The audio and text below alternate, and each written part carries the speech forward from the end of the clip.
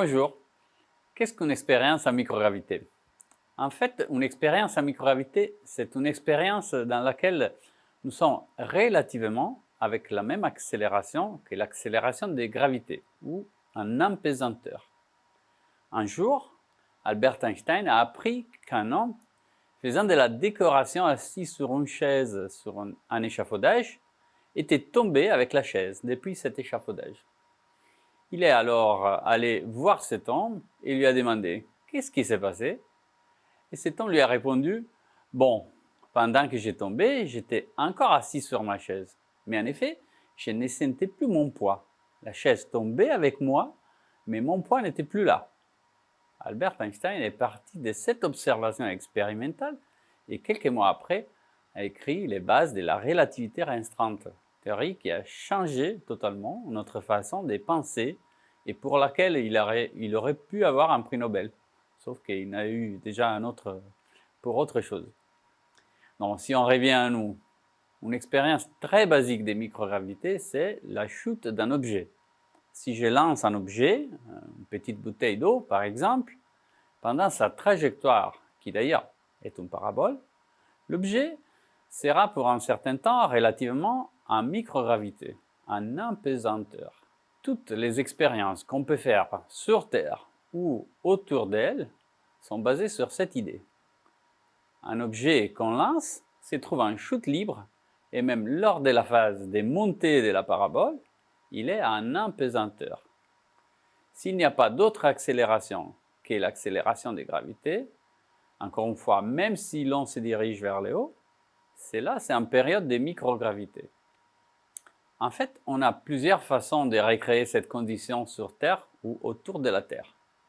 Le plus simple, c'est un tour dans lequel on laisse tomber un objet, dans ce qu'on appelle une tour de chute. Donc, dans ces tours, il y a aussi la possibilité de prendre un objet et les lancer depuis le bas, de façon qu'il arrive en haut à vitesse 0, et puis il redescend. Ça permet de doubler les temps des microgravités, qui restent typiquement juste de 2-3 secondes d'apesanteur. La deuxième chose qu'on peut faire, c'est de prendre un avion et lui faire des paraboles. C'est ça dont on va parler un peu plus en détail. Les vols paraboliques, c'est en fait la façon la plus économique pour avoir de la microgravité pour un temps raisonnable.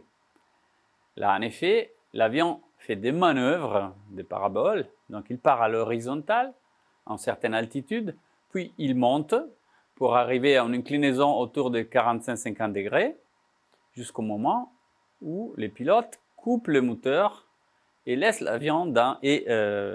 l'avion dans une trajectoire parabolique. En réalité, les moteurs ne sont pas stoppés complètement, car les pilotes doivent s'opposer à l'effet de la friction de l'air.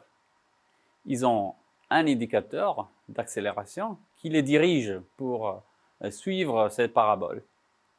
L'avion donc monte d'à peu près 2000 mètres et puis redescend de la même altitude. Et quand il arrive à une inclinaison négative, donc de moins 45-50 degrés, les moteurs sont remis à pleine puissance pour amener l'avion à l'horizontale, donc en vol stationnaire.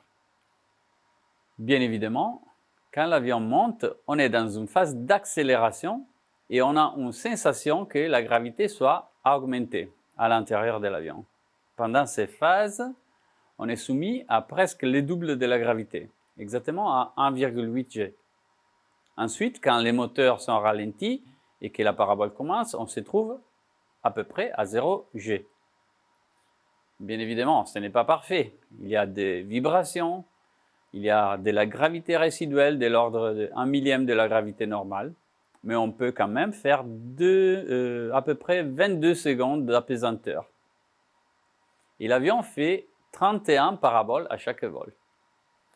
Dans une campagne expérimentale où il y a 3 journées de vol, on peut donc faire à peu près une centaine de paraboles et d'expériences d'apesanteur.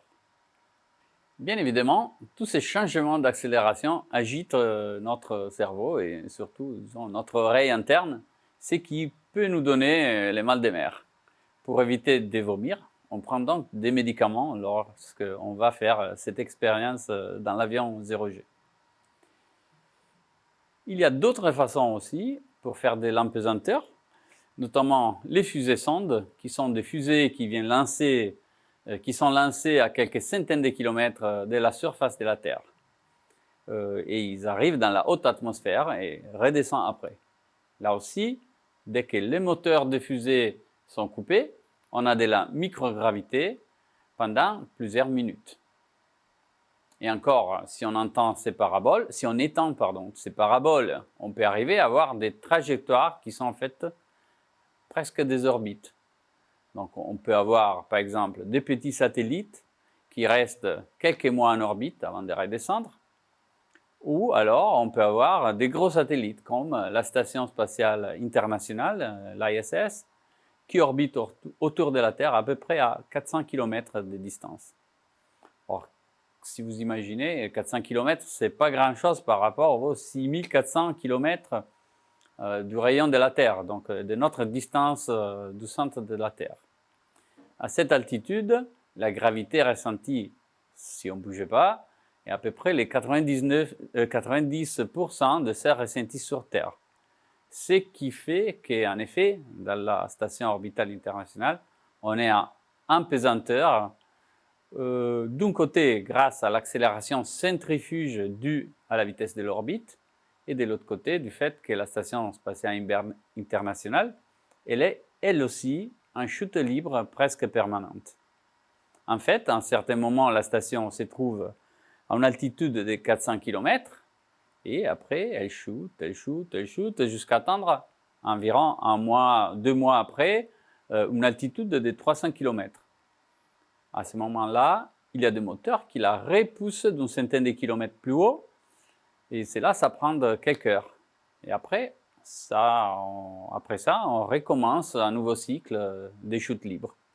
On peut alors faire des expériences scientifiques qui durent un maximum de à peu près une dizaine de semaines, donc un peu plus de 2 mois.